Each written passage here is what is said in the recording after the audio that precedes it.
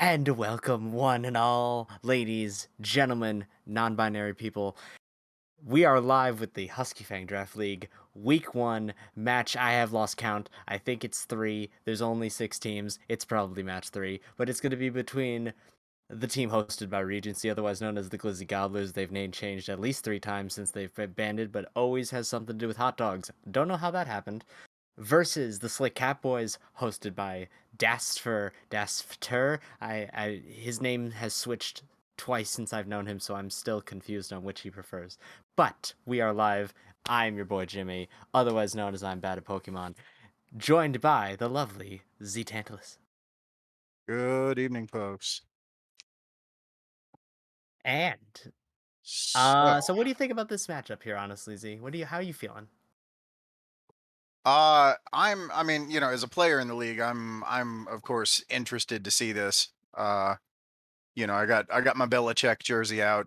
We got some defensive signals to tape. Um, it should be a pretty good time. I've been looking forward to seeing the Lone Wolf duo lane play. I have not got to see them play yet. I've heard pretty good things about Lone Wolf. Um, Yeah, overall, just pretty excited to see the match and see what some of our other competition looks like. That's what you love to see. I personally have teamed with Lone Wolf, so I can speak nothing but biased commentary in the positive for her gameplay. On the rest of the team, I've also actually teamed with Dasfer. I'm very biased, if you can't tell. No, but for real, I Ah, do think that we have two all-star compositions. We have Regency's group, as you guys can see on the right side of your screen here. Regency, Joel's Kuti, Bursty, Season, or just Bursty, and then Sully and Shikigami. All talented players, all from I would say the same neck of the woods. They've been closely knit ever since at least we've known them here in the HFDL. Meanwhile, on the other side, we have an interesting mixture. I believe Dasfer and Paxi go back. Dasfer and Childish and Paxi, I believe they all known each other for a decent period of time. And then the addition of Archer or Shiro Emiya and Lone Wolf, I think that's definitely something like you mentioned with the Lone Wolf Das for dual lane. I'm really intrigued to see how they perform versus Sully Joel, who we've seen nothing but stellar performances, at least in like for instance scrimmages or show matches. So I'm excited. I think it's going to be one heck of a sure. match we got Now, going on. as you seem to know some of these players, I've got to ask. So now, like Jingwei, Bakasura, Arthur, okay, cool, with you, got it. Kali Nim, all right, fair. Nobody likes them either. Uller, is that a targeted ban at someone, or 5,000% that's targeted directly. That is at Das for 1,000%. He has exceeded pretty much all expectations and at the highest level. When I saw him last play Uller, I believe this actually might be a week too much. I might be trolling all of you, but regardless, the last time I saw him play Uller, it was against a team of reputable skill. Similar, I believe it was against another premier team. I, for the life of me, should know it, but I don't remember which one it was. But he did go 11-0, I think, if not better. I think it was actually 12-1 or something as a final KDA, doing 50 plus thousand damage in a 35-minute game, which, that's 1,000 damage a minute more so. That's actually 1.5 because I'm an accountant. I should know math at this point. On the contrary, we have the because of the Uller ban, Kleena was left open, so we have an instant Kleena right away that now I don't know I where it's like going. I like the Cleo pick. Cleo's good. Hmm. However, now, all right. Well, I honestly thought they had already locked that Poseidon. I really didn't hate the Poseidon pick at all. Um, Particularly with the combination of Ganesha. Now, Ganesh is probably my favorite support in the world to play. Um, he's about as supporty as it gets. Uh, Right. Yeah, he provides literally everything. He literally gives you all the last hits, gives you a ton of utility all over the kid. Yeah, no, Like, he's got massive damage and slow on the Dharmic pillars. He's got a knock up, a grab, a silence. He's got decent wave clear. He gives himself protections. Oh, and he can't steal your kills. Um, uh, it's really hard to be pissed off at that. You know what I mean? I Um, completely with you. I do. Yeah, Seal mentioned you can let you Oh, die in the last hit, so there you go. But I oh assume boy. that Joel's probably not gonna do that to his boys. Maybe he does. Maybe he trolls us. Maybe we see it live on the cast here. I'm excited to see Now, it if that's the case. Olerin is a pick that I have not seen in a little while. I I've never. Okay, I can't play Olorun for the life of me, but I'm with you. I haven't seen it. I don't know if it's still currently viable. It is an ADC I meta. believe that it is. Now, if we go back through comp or high level rank, Olerin has never been played because he was good. That's Olerin has fair. been played for his ult. Yeah, that's fair. Same thing with Morgan. I mean, Um, she's good too, though. which I mean, just looking now, that is the Glizzy Gobblers. Did I Hmm. get that correct? Unfortunately. They're just between Achilles, Ganesha, and Olerin. Their team fight right there is insane. Now, I do want to note though they lack AOE, and on the So far, opposition, we ain't done with the draft yet. true, but we have a Poseidon. Like you're that this is gonna make it more complicated because your best AOE mages, right? You think of, for instance, Apwash can just lock down an entire area. Agni, Sure. same thing. Poseidon loves those characters because while you don't necessarily think of Poseidon as AOE, he does have it. But then that single, like if you were to just isolate one person and they get hit with a Kraken, after 25 minutes, that Kraken will literally delete you from the game. Sure. Now the Olerin pickup here does give them options as far as what they want to do here for AoE damage. Uh they banned out the AMC. So if you were looking to play something like a hunter in the mid lane, a Chiron is Still open. also really good here and very open. Chiron brings great damage, great mobility. He's safe. He's got a cleanse. He has a team heal. Is much Is tougher into Poseidon though, notably. The dash is easy to catch with just a well timed whirlpool. If you hear him use because it's got that very audible sound cue when he it starts the can be, dash, you but you can catch should it. outrange Poseidon. You should, yes. Now we just mentioned Chiron mid double ADC comp possibly here. I'm loving the Bologna as a way to say absolutely not. You're only getting one ADC here, and if you pick two, you have a massive counter matchup on both of them. Yeah, Bologna is a problem. As my teammate found out roughly 15 seconds into our game. Oh, whoa, Um, whoa, this huh. is a shift. They're locking it Okay. in. I have All no right. idea where anyone's going. I know Kumbhakarna is going to support. That is what I know. I know nothing else. I. I hope Kumbhakarna is going to support. I'll say it that way. So I mean, now Poseidon 100% is capable of jungling. Um, that and not only as like a troll pick, Poseidon has been used as a jungle in years past. Yes. So he is certainly capable of doing it. Cleo is a jungle. Um, I guess if you just really wanted to stretch it, Oh, they dodge. on her could do it. I would say because obviously now we have time because we were literally going to get the picks revealed to us very shortly. I will say my bets here is Cleo solo. It's going to be Scotty jungle, Poseidon mid, and I've seen Das play a lot of on her, He loves that Olympian skin. He has told me multiple times that it's the best on her skin. There's no contest. So I will say that it's got to be him on the on her, just because of how talented he is with the character. And then I am a T Money 313 fan. For those of you that recognize that reference, you are in my good graces. So I've seen the Scotty Jungle.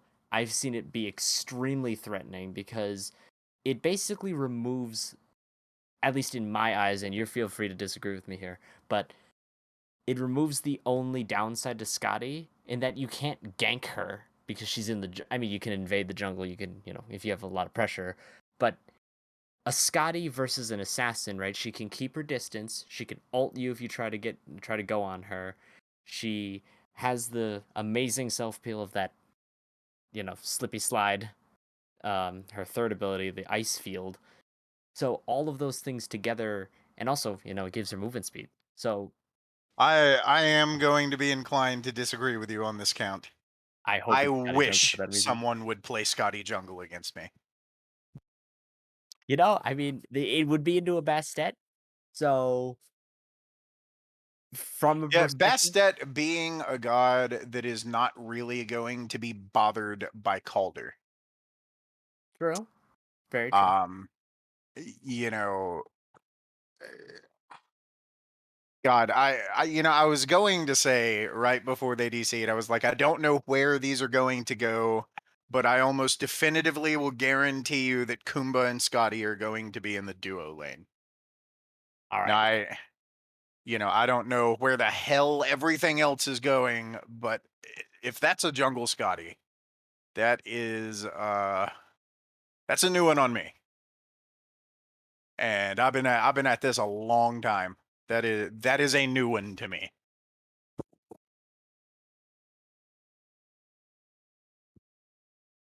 So I assume they are getting this game set back up. I wonder, are they going to do it blind pick? I would assume so. There was only one pick left. It kind of doesn't seem. And there you go.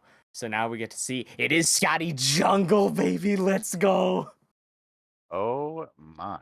Unless they're role swapping, I'll give you the benefit of the doubt that they could still be role swapping, and that's maybe Paxi going. Actually, where? No, he'd probably be swapping to solo. Yeah, because the Childish was going jungle now. And then the Poseidon mid, and it's last pick Izanami. So that means it's Olaron mid. Now, do you like the? Give me your thoughts on Olaron mid versus Olaron ADC. So he's kind of like, from a damage or a laning standpoint, he's kind of terrible until you get 4 items anyway.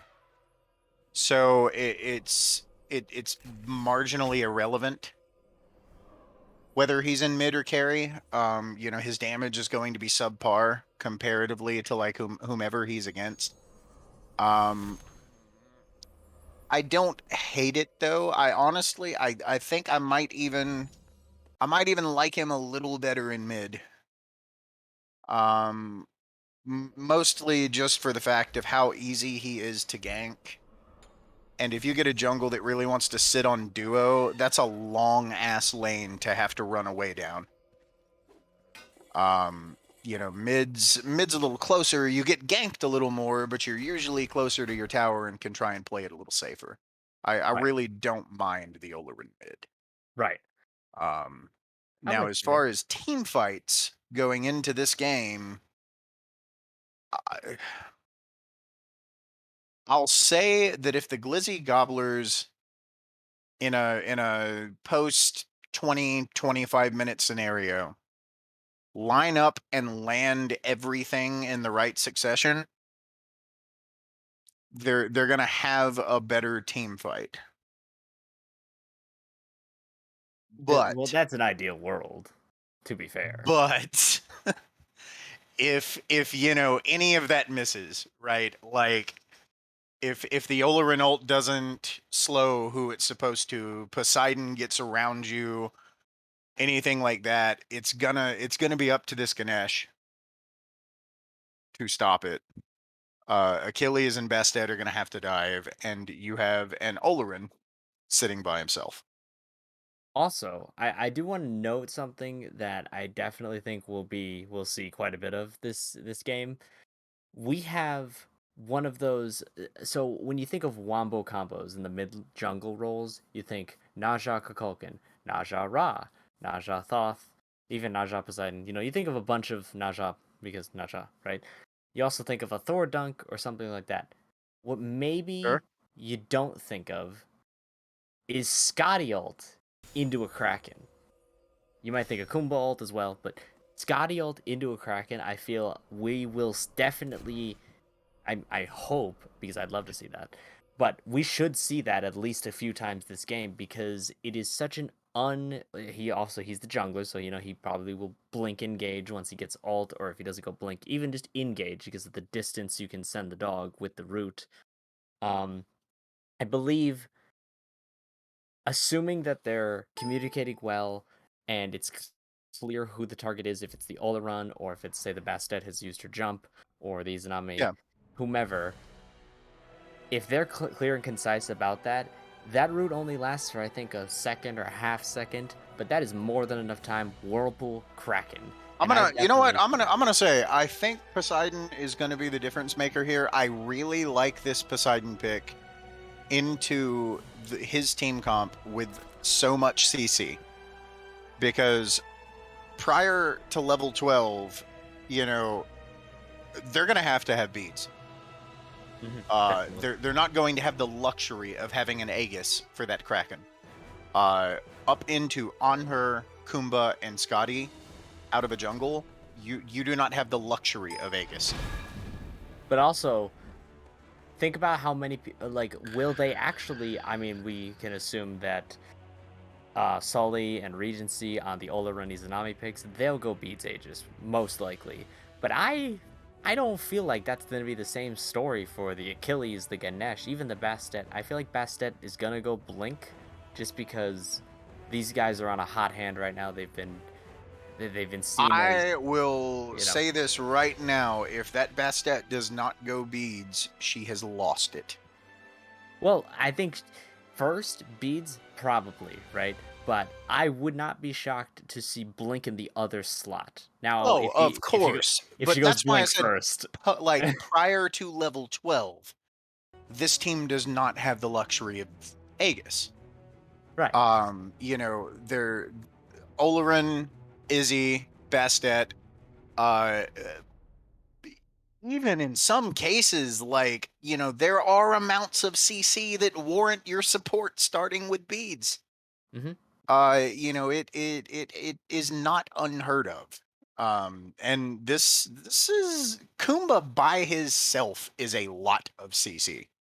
Oh, 1000%. Fully agree Um, with you there. so really, I think Archer has the potential to have a real field day here because before everyone hits level 12, unless they are just some absolute mad lads, there just really is no reason any of these guys should have Aegis for his stuff.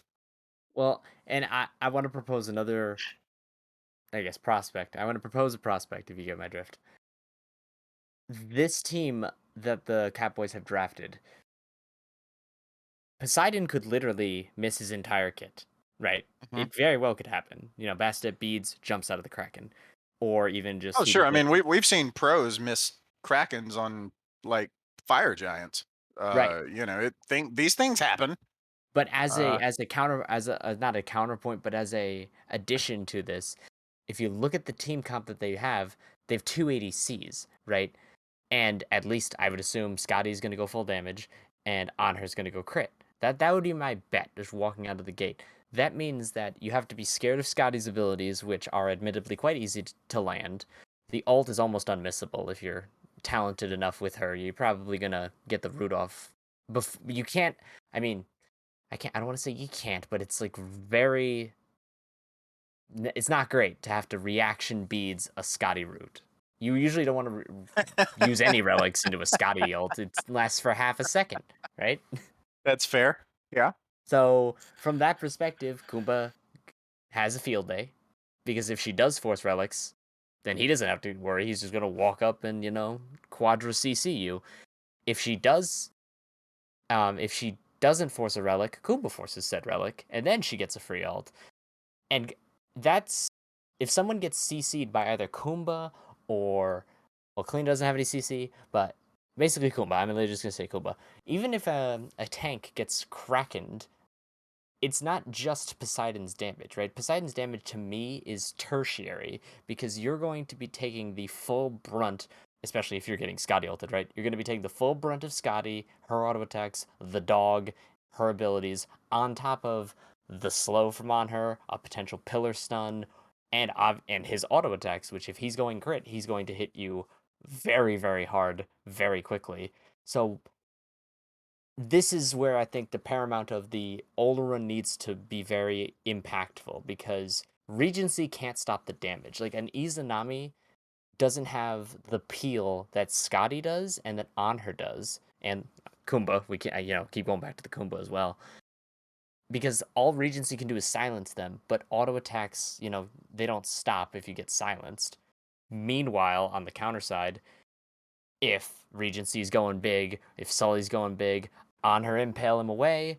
Scotty, ice field. I still don't know the name of the ability, but the ice field, and Now, suddenly they're not able to hit their autos because they're slipping and sliding like a water park. let's see what these relics start Ice road looking truckers. like.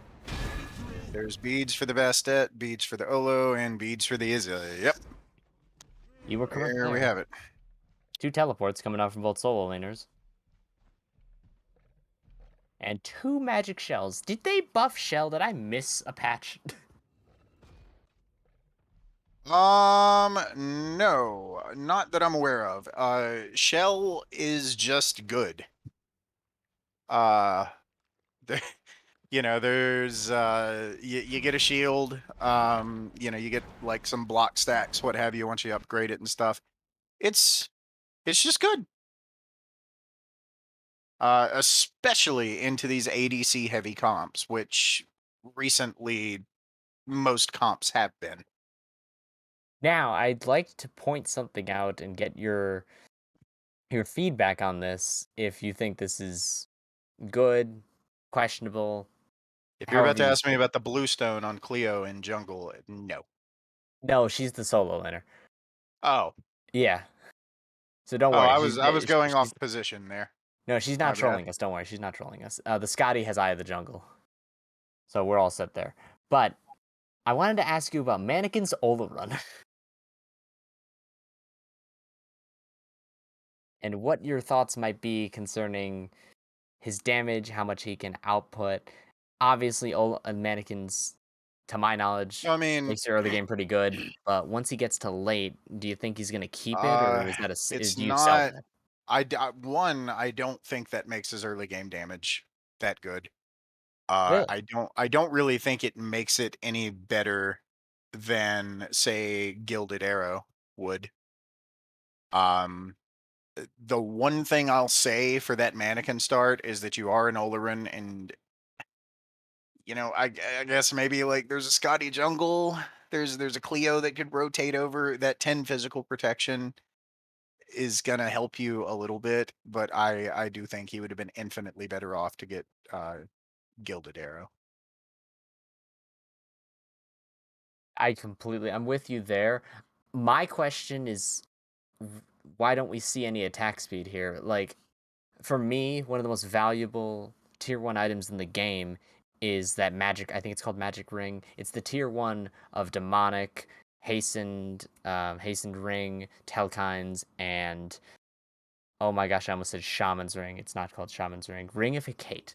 Well, Those four items, it gives 20 power plus 5% attack speed, so it's effectively, in my it opinion, it's the would most powerful seem item. that he is going into either a Pythags, a Typhon's Fang, or a Bancroft's Talon.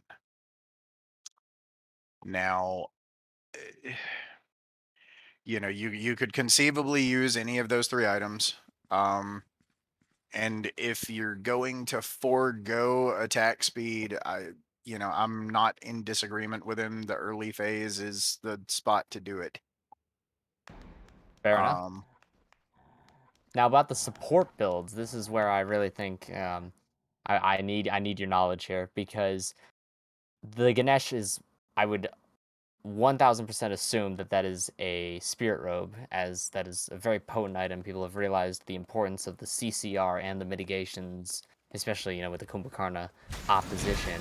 And the Kumbha's going for the tried and true, the Gauntlet of Thebes. How are you feeling about this season and these differences in support builds? Is there one that's better? Should, for instance, there's also even a difference in starter items. Kumbha went Watchers, and we have a I Benevolence on mean, the side of the Ganesh. builds are, carries tend to end up with pretty cookie cutter builds. Supports, on the other hand, they can vary from game to game, need to need, and god to god. Uh, you're not always going to need to build the same things every time. Um, honestly, I'm not sure if Ganesh. It almost has to be a spirit robe that he's going into. Um, I suppose it could be a Magai's cloak, but I I would come up out of my seat for that one. That would be a little wild. So presumably he's probably going to go a spirit robe and opt to get the Gauntlet of Thebes second, which I really don't hate given what he's playing into. Oh, hang on a second. We got a potential first blood coming on the mid lane, and that is going to be first blood burst. He secures it with I think I want to call it Whiplash. I don't think that's what it's called, but the Bastet 2, the overwhelming damage coming out from the Oleron Mannequin Scepter. He managed to land a bunch of autos early on, and then Razor Whip. I knew it was Whip something. Thank you, Seal. Seal is our lovely cameraman. I did not shout him out, so I apologize for that. We only have jump in from Dasfer on her, That but was doesn't the seem to sound be of a anything. beads. That I was do good catch believe. there. That was a beads on the Izanami, so that's down for 170 seconds. We won't be seeing that until minute Which 5. 2 minutes into the game, not a huge deal. You're probably not going to end up in a team fight. Hopefully, you know, 3.5 minutes in. Speaking of fights, we got a Unless scuffle over the blue buff. Just seems to be Cleo inside the wall doing a ton of poke damage, but we have Scotty out here getting rooted by the Bastet, but is still much healthier than both targets. She does seem to have there's a little bit of miscommunication.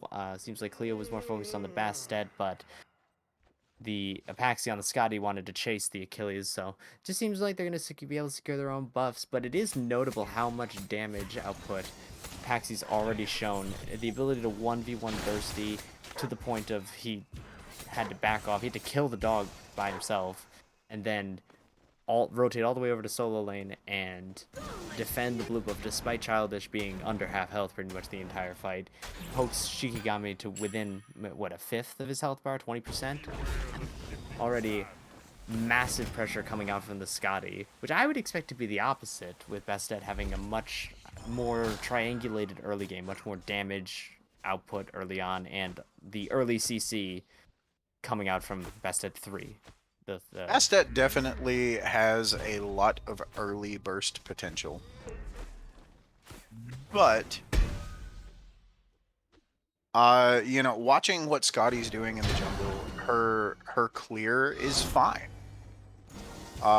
There's just no real reason that she's gonna get real far behind here. I don't think. And they do manage to. Oh, no, they're running away. They don't appear to want to secure the Oracle RBs. They did trade 1-for-1, so it won't be vision for either team. But notable that Paxi's playing very cautious. It seems as though they're intent on not devoting heavily to team fights, especially, or I should say, to minor scuffles in the jungle, with both of them having reached I level 5 now. wonder if Kumba and Anher heard the audio cue from that Bastet starting the back animation. I don't think so, but that I do ward not might think catch they her. know she's there. Does not seem so, and we're gonna have Oh my. a fantastic jump from Dasfer. That was perfect. Dodged all the best potential damage, because I believe he did try to use he tried to land the jump damage and the Razor Whip, and then he's an Ami ult. Yeah, I mean that's a win for Catboys, right? Like what did you lose out of that? You didn't even lose beads. You got the Izanami ult. which now makes Onher's next push into the lane a lot easier. Could lose the blue He buff has a over chance to entirely. get some real pressure here. Exactly, and this could be a rotation here. They do have it warded out, so they know that Scotty's on it. Don't necessarily know. Seems as though Paxi might get caught out here. Definitely getting rotated on. It Oh, is Bastet a ult whiffs wide possibility. right. Definitely looks like I'm not Paxi's gonna gonna say fall she's here. dead, but she's probably dead. Oh, they Uh, amazing use of the ice, but she is quite low, so yep, the Razor Whip's gonna finish her off. That's another kill for Bursty. Chalk up the 2-0 on the Bastet early on here. But Now, to any of you jungles watching the game, anything like that, I don't get caught out like that. Uh, I want you to look at the map here, Jimmy, and mhm. she has a speed up. She has back camps up. There are side camps coming up. There's a green buff up.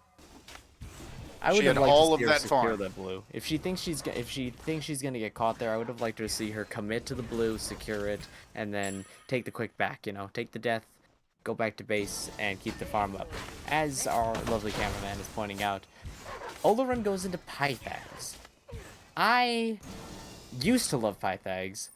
The only reason I What's wrong don't, with it? it doesn't have the cooldown. They removed that in favor of adding magical penetration to it. And I used to love it because Which it makes had it better. well, yeah, arguably damage-wise it's better, but in terms of like you can go um, Soul Gem, which provides you extra damage proc, pretty much the same stats, but I also mean, it, 10% it gives him cooldown. power. It gives him life steal. It gives him penetration. And now, more importantly, now that the god health pools have been increased to amounts that are so utterly obscene, Oh, double ult here outcoming, there is an ult combo. and that is instant nukeage from that's the That Scotty ult as right well, there, and the that best hit right ult. there was the one I was worried about, was the Dharmic Pillars and the Olerin ult combo.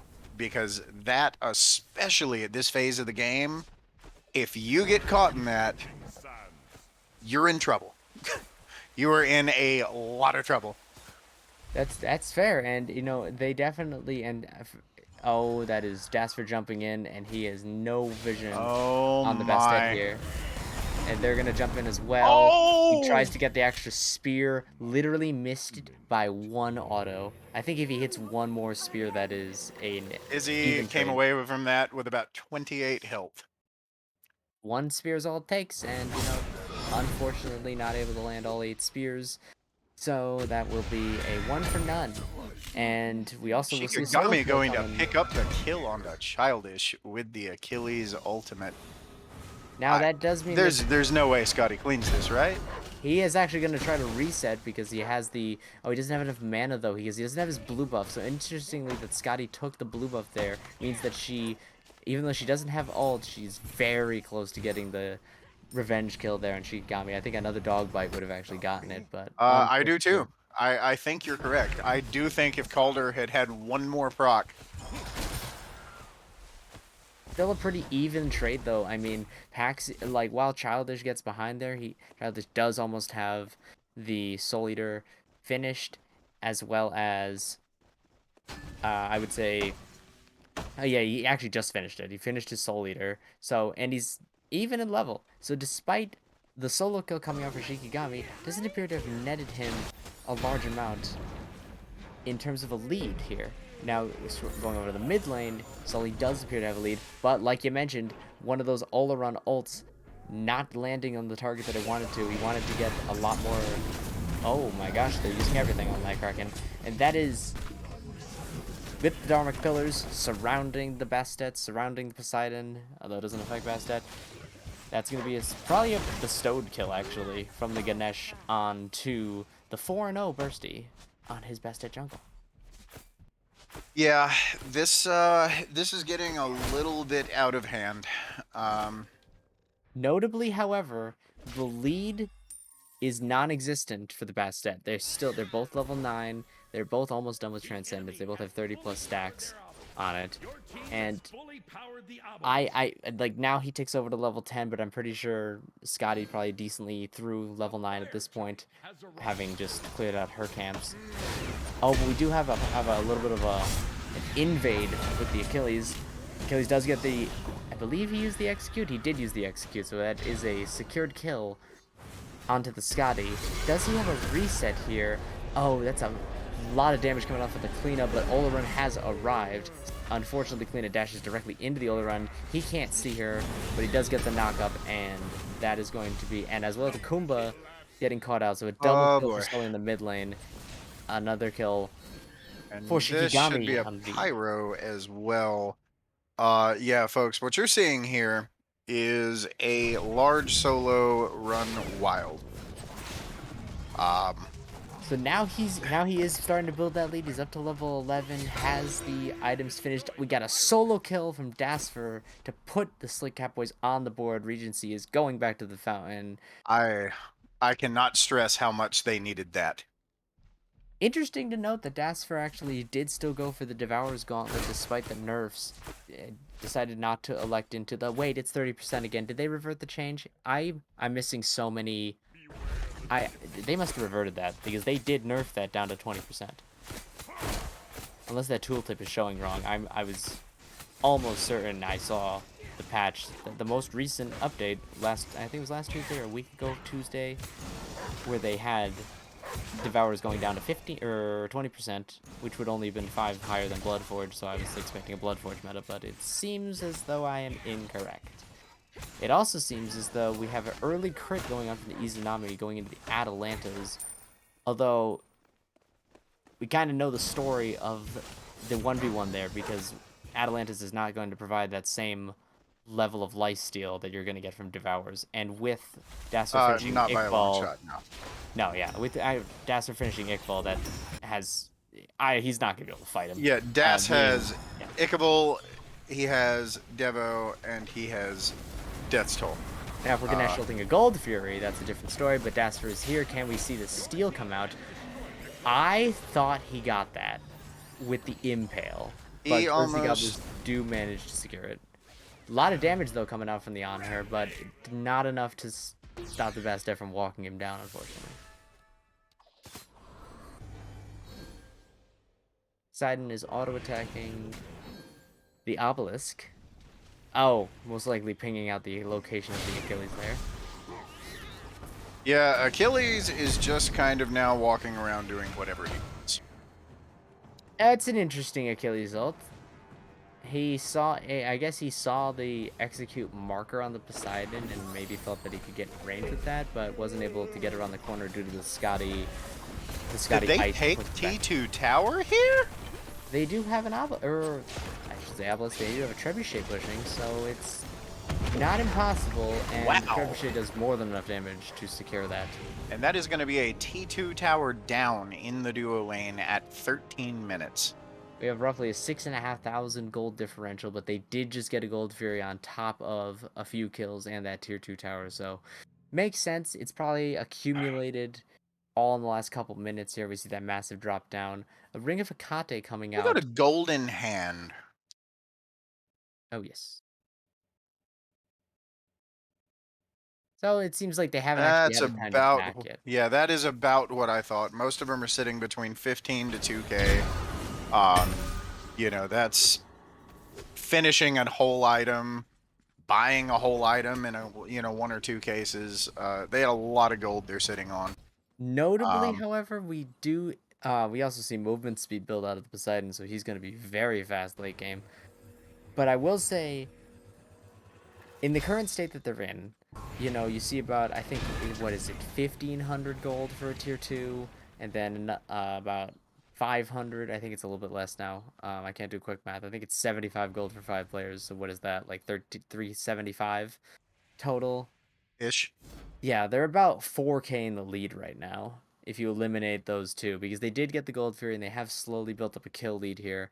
But, the towers on the map, that's artificial. If you ever lose well, actually, if you ever get split pushed or if you lose a 5v5, that lead can disappear like that because now they have 6 towers that are We've still. got Dharmic Pillars being dropped on Scotty in the jungle with 4 members of Glizzy chasing.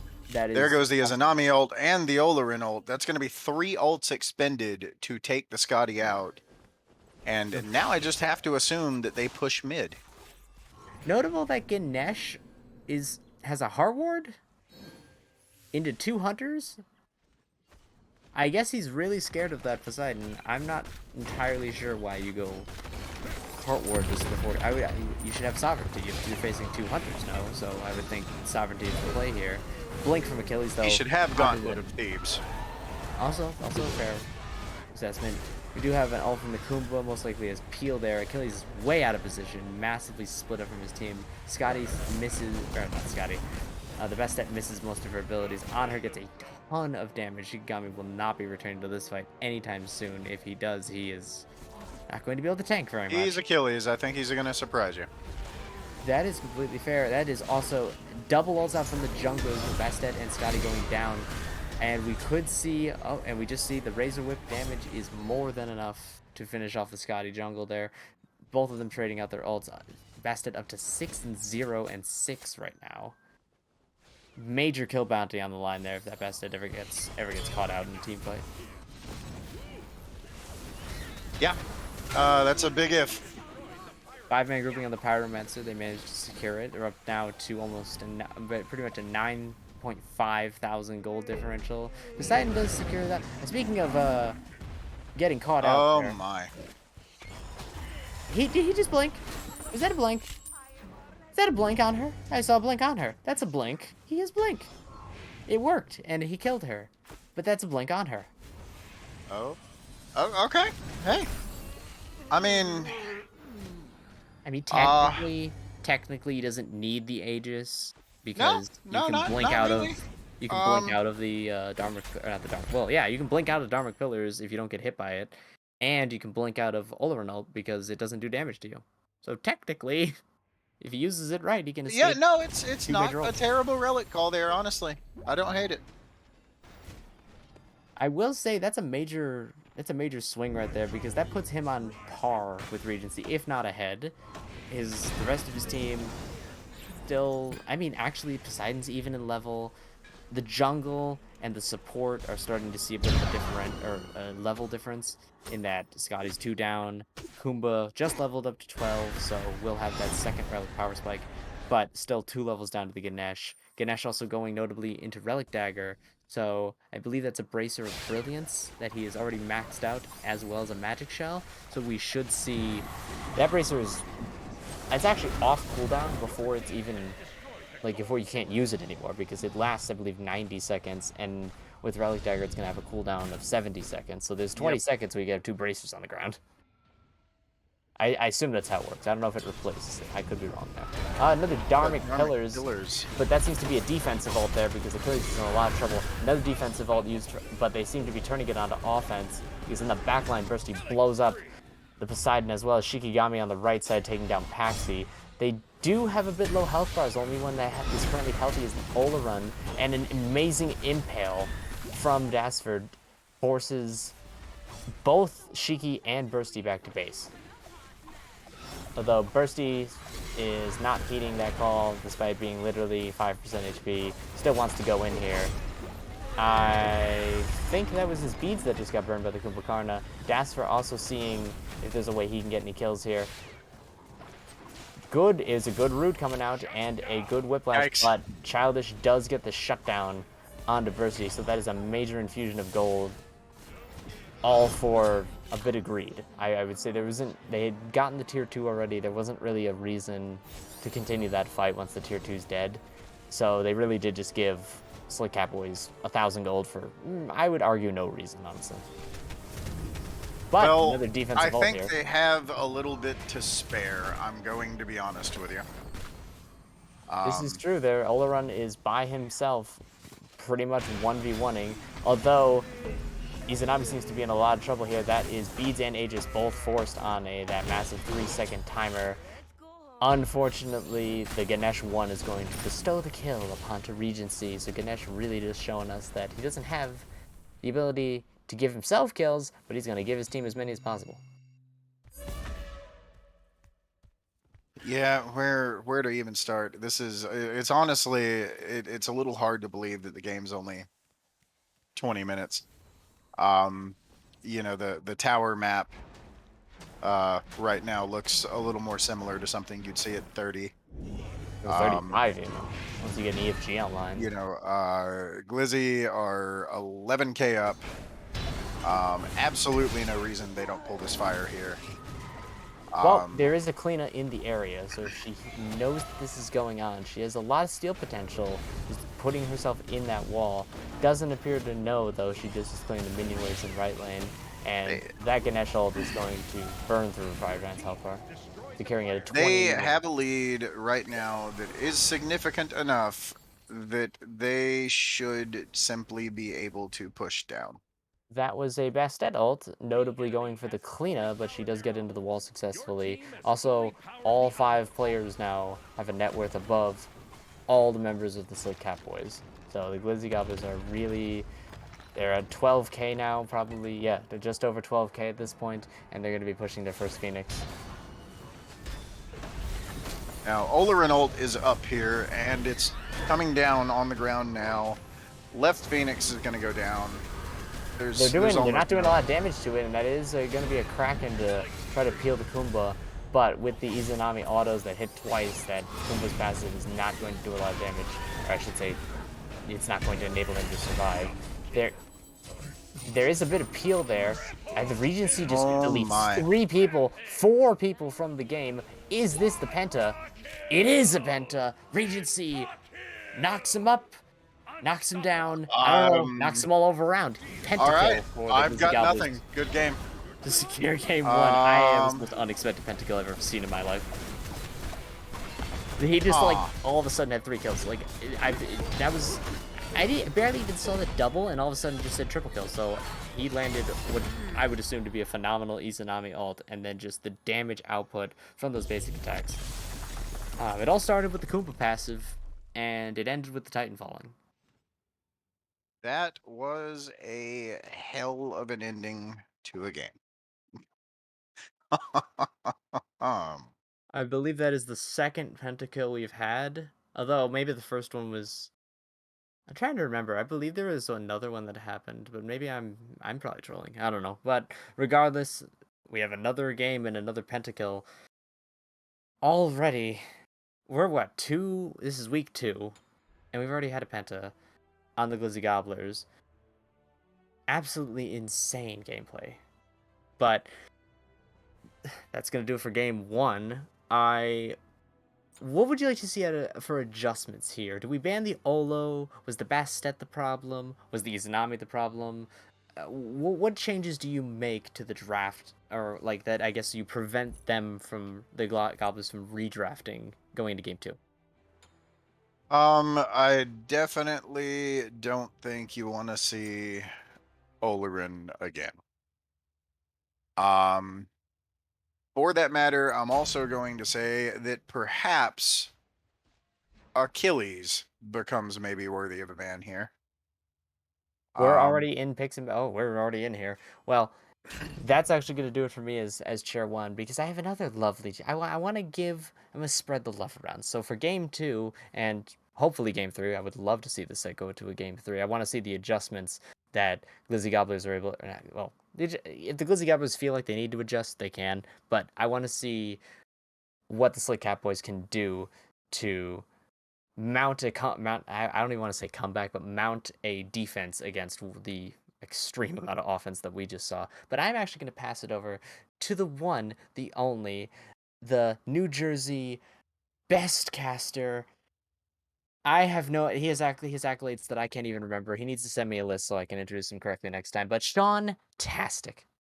boy, after all the names you started popping out, I thought you were going to say Daenerys Targaryen.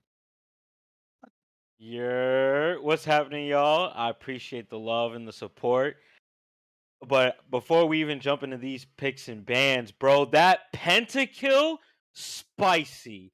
It was explosive. They do not want to have an Izanami come out again, for sure. It's That abs that. was Oh, I jumped out of my it was seat when I it saw was that. definitely unexpected. There was a Phoenix Siege, there were a couple of little scuffles, and then all of a sudden it was just a triple kill. It was like, oh, okay, this happened quickly.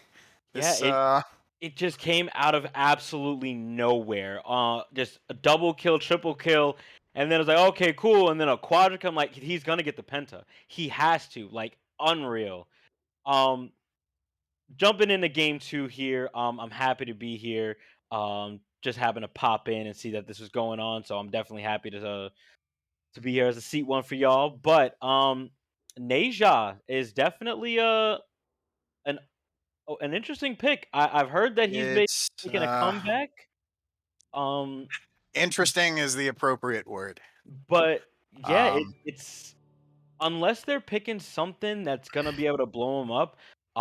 You're like a Scylla. You're gonna want even an E set to just bring him up, drop the ult underneath, and something like that. But I'm interested to see what they really pull out for a mid lane because if they do double hunter or and throw a hunter in Naja it, is a very interesting pick all around, whether he is a support or jungle. I hope it's not support. More so than the setup. A- A AMC. really big thing that Naja is able to do is to take an opponent out of the fight for upwards of 3.5 seconds. And let's look at the And setup that is gonna be happening. It's gonna be a Thoth ult. We're gonna see some very clean, very hot Thoth ults, and that is awesome. If we can get a clean Neja ult, I can guarantee you there's gonna be at least 2 sets of beads going into the air. If Thanatos knows what's good for him, he's gonna get beads if that Neja's going into the jungle. But it unless Paxi picks something that's tanky, that's gonna be a Neja support, sadly. I wasn't a fan of the picks on the side of Slick Catboys last game. I didn't like the Scotty jungle. Their team was too capable of locking down someone with no real mobility. Um, and that is gonna be they are running 4 physicals. Yikes. That's gonna be real easy for Ganesh to just kind of build defense around, get one solid yeah, magical and defense and call it. Glizzy have a hell of a draft. Oh, oh no! They Oh, oh boy, not again. Okay, so first analytics first. This team that Glizzy has just drafted is very similar to their last team, just better. Yeah. Uh The Oleron was whew, I won't say the Oleron made a massive impact. However, he was useful.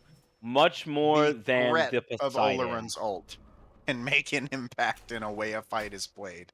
Exactly, which is Um, why Izanami just she literally got deleted in one fight, died, came back, and got deleted again. It just Oleron wasn't the biggest threat on the team, but he was very impactful. yeah, with what his ult does and the amount of area it covers and the amount of time it does it for, it is it's impossible that Oleron does not make an impact. Did I say Iza, not Scotty? Sorry, looking at the Twitch chat here. Yeah, if I said Iza, I definitely meant Scotty. My apologies. Um, but either way, the Oleron was very very strong last game. But it was good, and it was just better than the Poseidon because I don't think I saw one good Kraken come out. He had a lot of pressure on him, and anytime he threw a Kraken away, they all scattered like flies. No one was around. Yeah. Yeah, no, and that's kind of what I'm thinking here.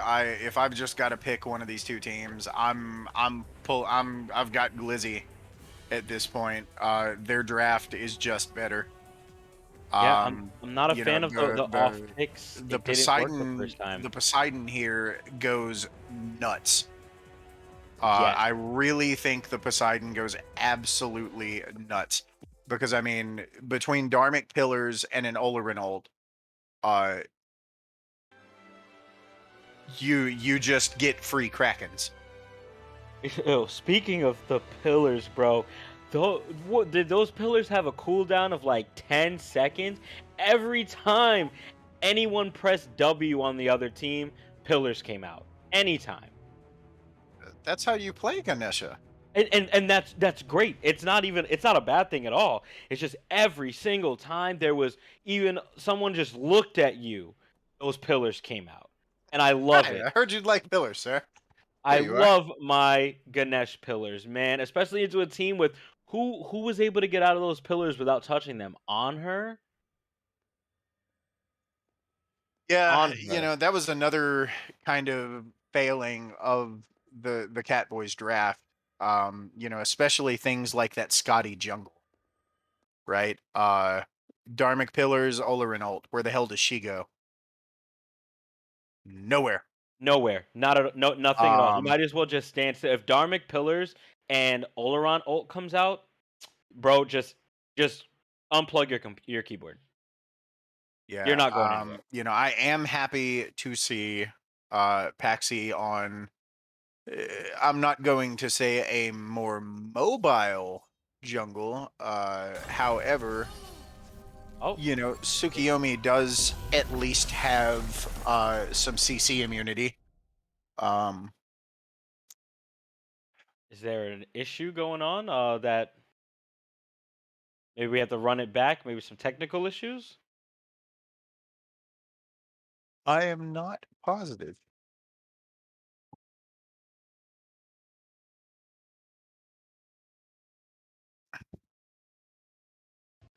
Looks like we're going to be hopefully we're going to be running this back.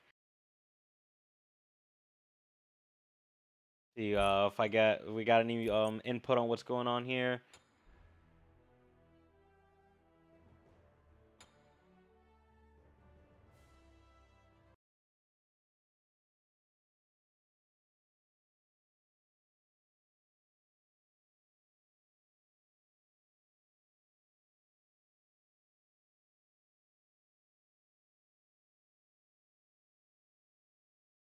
Okay, so it looks like there was just some ping issues going on. We're just gonna be running the same teams back, and just gonna jump right into it. Okay. So, I mean, just for the moment, while we're sitting here, waiting for the action to get back, what's gonna be interesting for the side of Oleron and Poseidon and AMC is that the other team is gonna has a lot of mobility. Apollo ult, Tsukuyomi ult, Thoth. Like everyone there has some way to like really get to you, and they don't have their own real escape. Poseidon's got that movement speed buff, and that's really solid. But it's really just going to be a lot of chase down potential. If they can't get away, they're going to just get burned. It's really just going to be a lot of Yeah. Now, again, I hate to just keep harping on drafts, but I, Glizzy's draft is just they're Catboys are going to have to do something truly insane to outfight that draft. I agree. Um, The damage from Oleron late game is higher than anyone else in the game. Poseidon's going to be able to one shot. AMC might have a word to say about that. Uh, I mean, you, yeah, I'll give you, yeah. But what I think 1v1 Oleron versus But they're AMC, on the same team. yeah, like I'm just saying, like 1v1, it truly just does come down to how many crits Well, Olo does I'm throw out. just gonna tell you that I'm pretty sure AMC is one of the number one banned dual gods, and I don't ever see Olo. So Oh yeah, AMC's nutty in a 1v1. We've talked about it on previous streams. There's not many other hunters we had said that can truly box out and beat an AMC in a 1v1 late game. I don't know that I would say that they're is a hunter in the laning phase that can bully AMC. In the laning phase, Um, no, he's super safe, good damage overall. It's just the late game box. If you have the hunters 1v1ing in the late game, it's only about 3 hunters that can really go toe to toe with him. yeah. The trade-off you make for that with AMC is that he is a little easier to pick. He doesn't have a dash. Now, you do have to be careful when trying to pick AMC, especially, post 5-6 minutes when he's got a trans and stuff like that built. You have to pick AMC very quickly because if you give him time to dump his kid into you, it's probably going to kill you. Absolutely. AMC is not one of those that you can, play around with and gank for 30 seconds. Like, you have to get in, you have to burn him, you have to kill him, because if you don't, he's going to do it to you.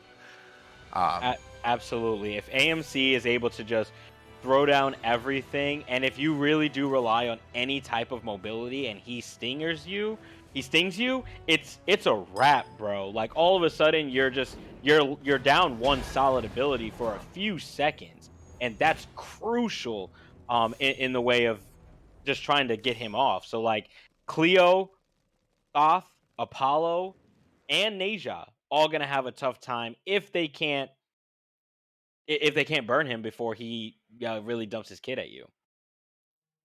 Yeah, now, it's another thing's going to kind of depend on how Regency He, decides to his build here.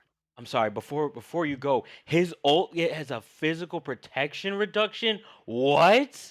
I didn't know that. Yes. That's And it, that it is was larger nutty. until they nerfed it, I believe. That's insane. That is so Hmm. if he just start like if he shoots you a couple of times with his autos and then ults you, So, now all of a sudden he just took his glove off and is just hitting you with a cinder so block. if you go a build, right, something to the effect of like Trans Crusher Titans Heartseeker on AMC, and you stinger someone, you're talking like a 70% pin That's on the ability. nutty. I would uninstall. It's very much not fun. That is not something you want to be on the receiving end of. I That mean, is I one of the reasons that he came back into prevalence. Is because of the protection reductions on that ult. That's why he was played so much at the end of last season. Um, you would stinger somebody and, well, the tank's dead. Um, it just, he made killing hard targets a lot easier in mhm. coordinated fights. Mhm. Think I someone in chat Stinger got added a while ago to 30 to 40% Yikes. If Yeah. that's disgusting. That's broken, but Yeah, that we was the we, end. That we was towards the end of last season, I believe. yeah, we stand It broken was abilities. It was like 30 or 40%, and AMC would just ult a tank, and the tank's just gone. Um, when you're talking as a tank, right, in the late game, getting hit with an ability that drops almost 50% of your protections off the map. That's That's imagine and getting like if you did get crit by that, if you just got crit, it's just extra like, screw you. Like we don't need you here. Go back to base. We like to see you in the gray. yeah, my buddies and I were running a Nemesis and AMC combo when that was going on. Oh It god. was painful. All right. So it So looks this does like seem to be the start, right? Like this seems to be the jungle start that's kind of ooh, evening out.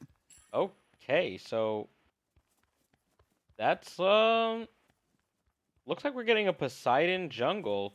We'll see if it has any more of an impact than the Scotty jungle from last game. Yeah, we'll see how that goes. I'm interested to see if Paxi is able to like make a real big comeback. On a legitimate jungler this time. Tsukiyomi, very high damage. His ult is one of like it's just one of the best to look at while it's happening. It feels good while you're doing it. If you hit all four on multiple people, it's just super cool. I love his ult as a whole. It is. It very much is. I'm honestly I'm kind of interested about this Thanatos solo that we've got going on here. It's not a god. That Oh you my see god, that there damage a from Thanatos, lot, and he but gets it a hurts. 1-minute 7-second kill. First blood onto that Cleo. Jesus. Children, watch out for them Thanatos sides. They do be hurting this time of year. Yeek. I'm glad she's back now, but holy smokes. That was vicious. Oh. Definitely want to make sure we're keeping an eye on that Thani Cleo. She's because if she's throwing any of her abilities out, especially her channeling ability, he can just kind of scythe it before it ends, and his scythe is gonna. I'm sorry, the three, I can't think of the name. That if he throws that out, it's gonna hit a lot faster than hers is going to hit. And he'll get the silence off before her, causing him to get that little bit of an advantage.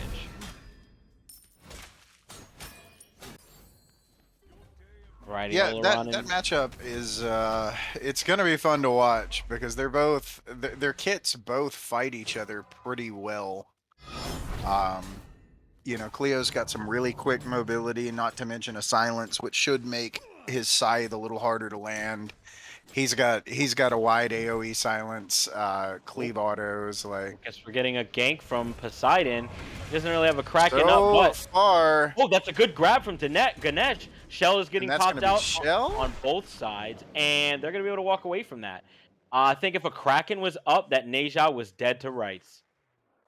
Well, do remember we're only 2.5 minutes, 3 minutes into the game Oh, now. absolutely. It was just a super. It would have been a super clean kill, Thanatos. He's just looking at her, and she's backing up. Oh My. goodness. That is what pain looks like, people. This world That shall know is pain as Thanatos. my. Leo is definitely. Oh, Uh-oh. Oh and no, he did it again. that is 2 kills for Thanatos. Glizzy Gobblers. Can't say their name without laughing because it's so comical. Tsukiyomi ganking on. Oh, what a good silence from the Ganesh.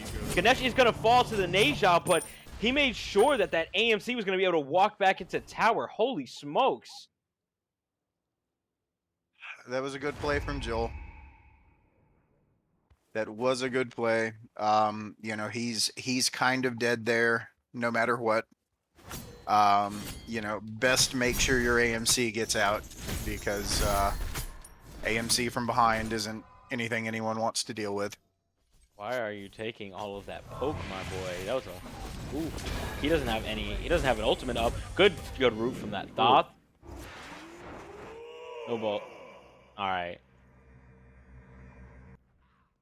That was, I love the bluffs from the Thoth ult. Like, again, we've talked about it before, but it sends everybody into a little bit of an anxiety attack. A lot of damage coming off. If he hits that, whew, that was close. Just off the mark. Would have brought him up to the same level as the Oleron. But he is applying a lot of pressure onto the Oleron and to the Poseidon, and they're going to dash in. Oleron has no mana, but the Kraken comes out just off the mark, only taking a little bit off of the Thoth, and they're going to disengage for that. I guess that's kind of ult for ult, Poseidon and Thoth. Yeah. You did get a beads out of Toth. All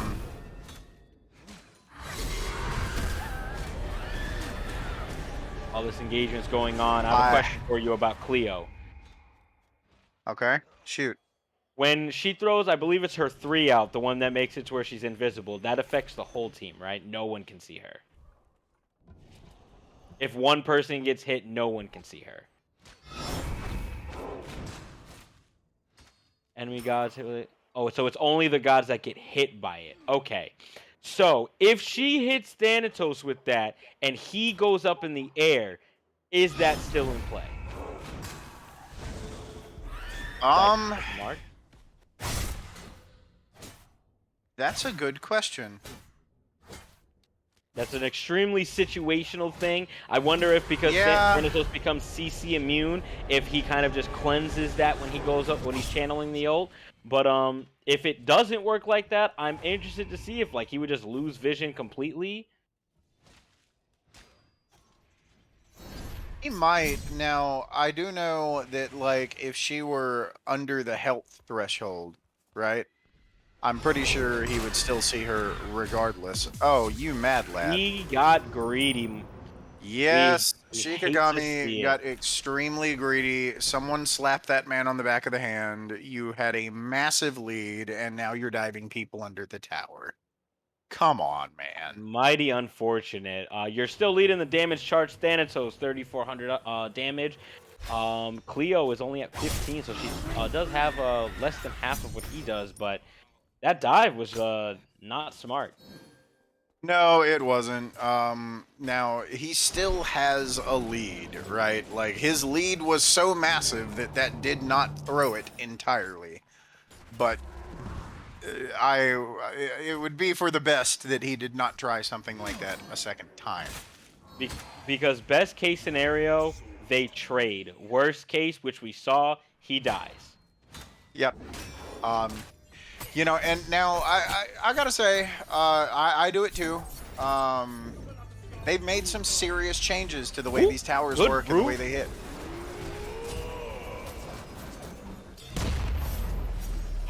That shell is the only reason he survived that Thoth ult. Let's keep it clear. But Thanatos going the up and down. Double kill out for Suli on the Oleron. But that Thoth ult was clean.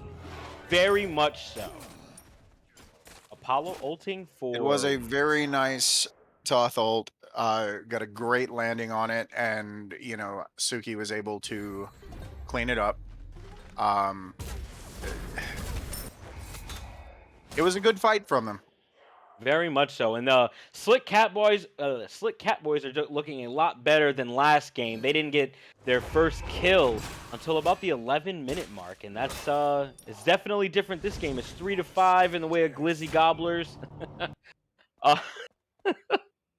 I'm sorry, I'm 15 at heart, I guess. But yeah, 3-5 in the way of Glizzy Gobblers. They're only up by 2K in the gold department. Tsukiyomi's going to try and get a gank on him to Thanatos. Thanatos, Scythe does connect. He's going to have to try and ult out if he can, potentially, but that silence was way too much. He is not getting up in the air, and he does fall by the way of Cleo. And now, Thanatos' lead is erased. He's now even with the Cleo. I mean, in terms of deaths, he does have one less than she does, but yeah, it's kind of if he's not playing it careful, he's going to be throwing away that lead pretty hard, and Thanatos does fall off late game very, very heavily, in my opinion. Can, depending on how you build him. Tsukiyomi ult coming out, and a Kraken onto the Tsukiyomi. Poseidon is going to fall here. Thanatos ult coming out onto the Tsukiyomi, and oh my. he gets the kill. What a Paxki turn. falling super close. The Kraken was just enough to buy him a little bit of time for Thanatos to get there. Cleo's going to back him between T1 and T2, and Thanatos is going to take that totem. Yep, that was a good rotation by Catboys and a better rotation by Shikigami. I'm refraining from saying Shikigami because I'm definitely going to say Shinigami at some point. Am I supposed to know what that is? Any of my Death Note fans know what a Shinigami is. It's Someone about We've it's got a Olerin ult down on a Naja at the purple buff. Apollo's in Naja the air falls and down. That coming was a down. Apollo coming in. Onto his purple buff. Yikes! That's a lot of AMC damage that he is took. swinging. That is a lot of damage that he took dropping in there. My support's getting caught out like that. Thanatos, nowhere near solo lane, does get caught inside of the... Oh, good job from that Poseidon. Getting the kill onto Paxi. Paxi So, is 1-3 right now. I don't know what call they're going to make, but gold is the call here. I agree with that call. You almost have to do it. Is Thoth ult up? Thoth ult is up, so if they did run for it, Thoth has been on point with his ultimate, so he could definitely secure it. You know what? I did forget about something. They upped the tower bounty for the T1 towers to 125 gold, which actually in some cases... There comes that ultimate. Oh, what a good dash and good beats coming out from the That was Apollo. a great evade. We were just talking about the cripple and the protections, and then all of a sudden the beads come out so he can make sure he gets out of both the Stinger and the Kraken. Absolutely. I mean, that's his only play to live there. Poseidon made the gank. They committed with the Kraken, the AMC damage. He either beads that and jumps like he did, or he's just dead. And AMC does have a 2-level lead on... It's about actually a level and a half now on that Apollo, but no deaths. He just isn't farming as well as the AMC is. Karmic Pillars onto that Pyromancer. Pyro's going to fall and go to the way of Glizzy Gobblers. They did know it was coming as they were trying to rotate, but they just weren't quick enough.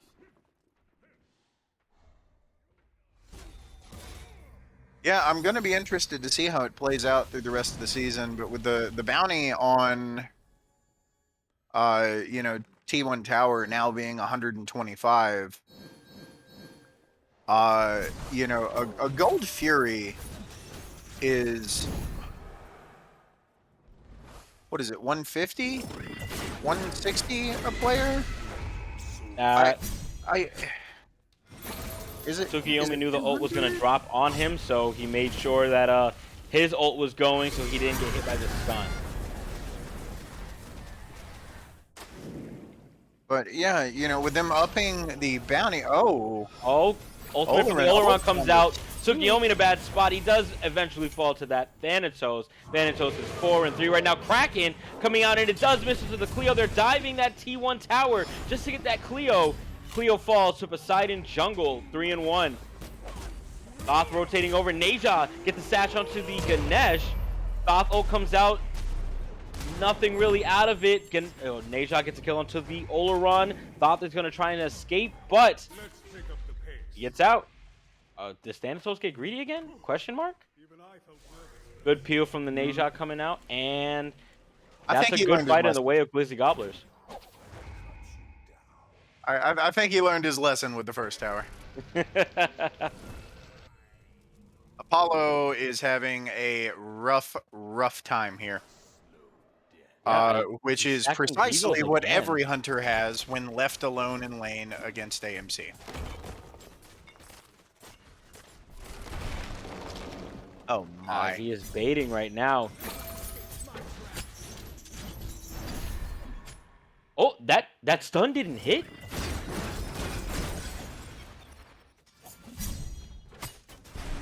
No, don't. I was about to say, please don't. Oh my. I'm surprised that stun didn't connect. It had to be on the absolute cusp of its range. You needed one extra pixel for that to hit. I'm more surprised that the AMC almost got out. Oh, Thanatos, we thought he learned his lesson there. He gets a blink ult and it doesn't do anything. Thotho charging up, and it's just a little bit of a bluff. ×2.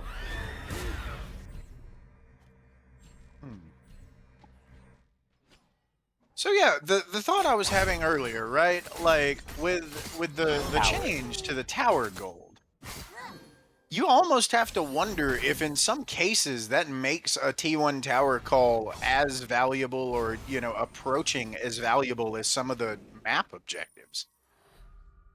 You would think, Um, but because they buffed the towers, they're a little bit. I believe they hit harder. They either hit harder or are tankier, if not both. So it's something you do have to commit to if you're going to do it. Thanatos going up in the air. Who's he looking for? He's going for Paxki. Paxki. that's gonna be Tsukiyomio does come Tsukiomi's out. The cripple ult. from the Poseidon. Cleo gets a stun out. Thoth rotating over as usual, and there is the Aegis coming out from the Poseidon. Thoth does Aegis as well, trying to get out of the Tsukiyomi. The Oleron ult. Oleron takes Neja and Thoth ult, and comes back down with half health, but he does fall to Thoth, and that is a 1-for-3 trade in the way of Slick Catboys. Oh, it What a might good be 1 for turnaround. 4. They're chasing that Ganesh to the end of the earth. He's gonna get away. Oh! What good body blocking from the Neja. Sash onto the Neja, and he's just trying his best. And this, folks, is why you get Emperor's Armor. That Neja would be dead if he had Emperor's Armor. The amount of tower shots they would have taken would have made sure he got out, or at least traded. Oh Oh my my. goodness.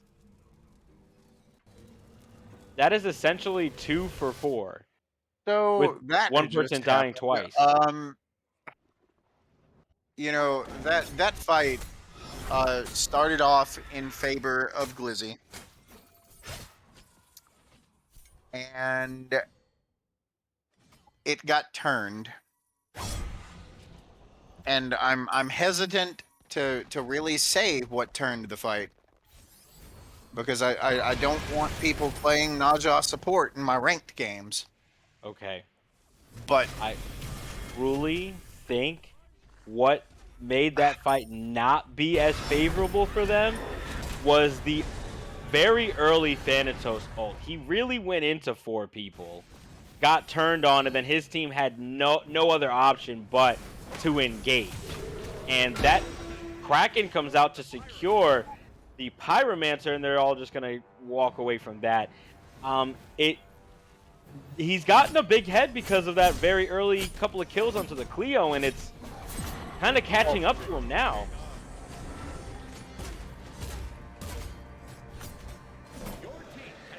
yeah, But so Catboys on the very back end of that fight, Oleron was trying to sit and cast, and Naja jumped and took Oleron out of the fight.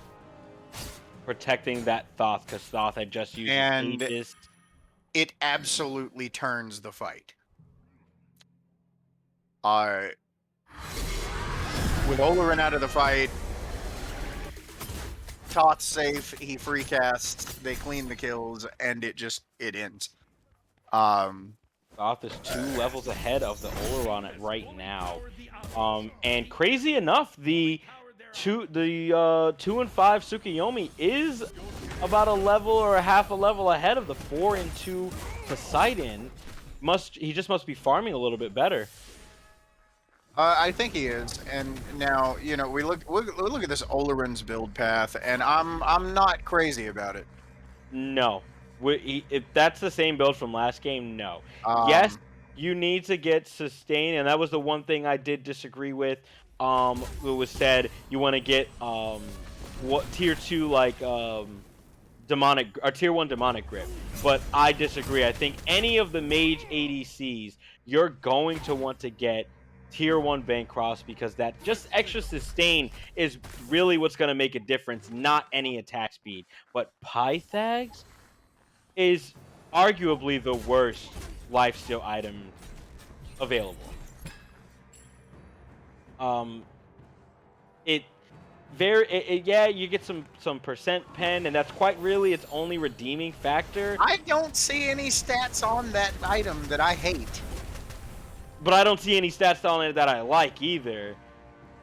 Like Bancroft's Talon, it's just a stronger item, much more magical power you're gonna get, and better life steal with the passive. Soul Gem cooldown, being able to have a mini Soul Reaver, very good. And then Naja has got someone in the air. I didn't I see who wasn't it sure who it was. was. It was Poseidon. And Thoth ult charging up. It connects onto the Ganesh. Ganesh shell does come out. Kraken onto the Neja. Neja does fall. Now, And they're going to disengage on that unless Tsukiyomi's here. in.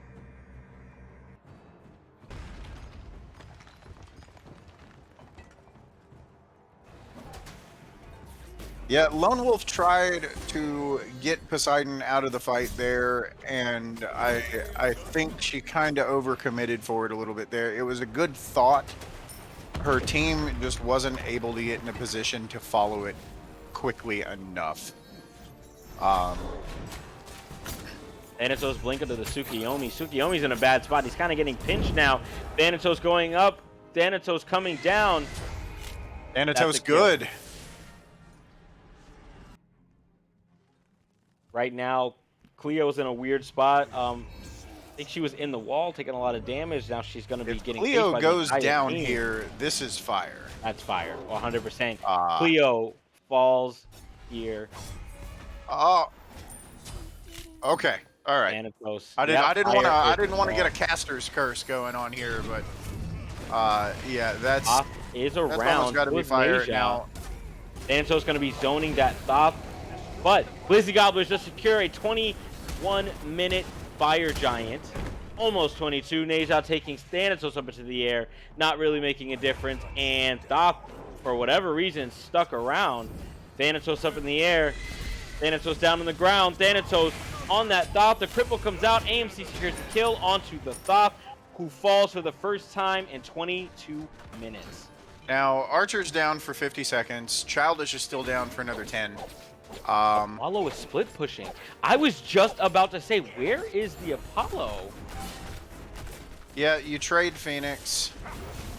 Although, arguably, Catboys get the preference of better Phoenix. Because they had to pop Oleron ult and Ganesh Emblem for that to really come out. Pillars come out, Cleo ult as well.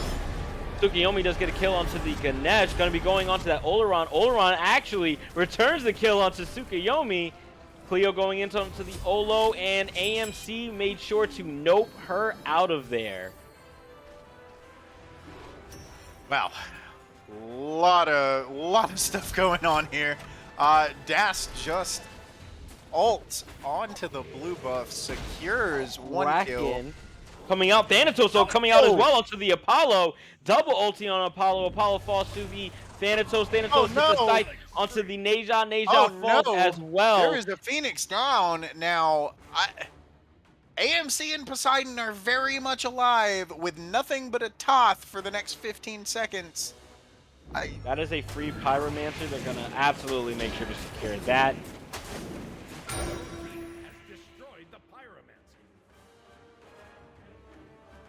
So I definitely think you go for this Oni Fury here.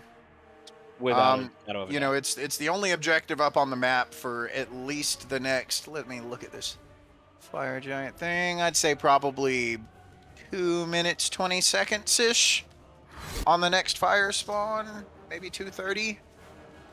So you know, around the 26-27 minute mark, you're gonna see the fire giant spawn back up. Now Glizzy have kind of pushed into about a 6K gold lead here, which isn't too wild, especially approaching this point in the game, right? Like when your builds start finalizing out and filling out, you're getting all of your items online. The gold becomes more and more irrelevant as it goes further. Ooh, AMC did get dropped. Tsukiyomi's in a very rough spot. Yes, Tsukiyomi's going to fall here to the AMC. He yeah. got pinched. He got pinched like a newborn baby's cheek. Yeah, I was going to say, short of a miracle, Tsukiyomi is dead here, and Oni Fury falls to Glizzy. You know, This is a slope, and Catboys are going to have to make a very solid defense in order to prevent this slope from sliding. I will say, Glizzy have the momentum moving in to this phase. truthfully, in this game, not that they're doing anything poorly, but I think the most underwhelming player in this specific game is Apollo. Dharmic Pillars coming out as well as the Oleron ult cracking onto the Thoth, and he just ended up standing in place. He falls to the Oleron. Double kill for the AMC, it Boy, seems, is the and Regency name popping up on a game end becoming familiar. Woo! that is 2-0 in the way of Glizzy Gobblers. Very valiant effort from Slick Catboys. It just might not have been their night. It was a good set. Very. First game was a bit of an outplay. The second game, I do have to, I gotta say, it was a draft difference. Um, Agreed. you saw it in that very last few seconds, just the combination of the Dharmic Pillars, the Ola Renault, the AMC kit, the Poseidon kit. There The was no AMC fighting it. kit. Yeah, Thoth, There the there Thoth in was that there last physically ditch, was no fighting it. Thoth had to Um, literally stand still because yeah, there was yeah. no point in moving. You move, you're dead. You don't move, you're dead. Wait, you're dead. Damage. AMC, the only person to break 20k damage in the game. 7-2. He popped off that game. It was an excellent performance. Very much so. But definitely want to make sure that that Thoth gets some love because they were making sure to hit those abilities. Their ults were on point, and they didn't die for a very long time in that game while being 4-0. So they had a phenomenal showing in this game for sure. No, Archer had a excellent performance actually on the Toth. Um, it's unfortunate they couldn't get a little more out of it in some areas, but he certainly was doing damage. They just couldn't find any real confirm. It was very hard to pin him down with Thanatos just elevatoring just right in your face nonstop, and then Ganesh Peel just through the roof. Again, let's not forget that very early level 3 silence. Oh, made my hair, my body stand out. That was so clean. Well, all right, guys. Uh, I am going to get off of here and jump in a call. Uh, because there are thunderclaps going on outside my house, and my power's probably going to get knocked out. So, Understood. Alrighty, well, it was lovely to cast with you guys. Seal, excellent shit on the cam, my man. very much so. Thanks for having me out in this first game. I'm sorry, in the second game. Hope to see you guys in a little bit, but I'm Sean Tastic. And I think that's gonna be it. So tune in next time for the next premiere games, y'all. But you heard me, Jersey.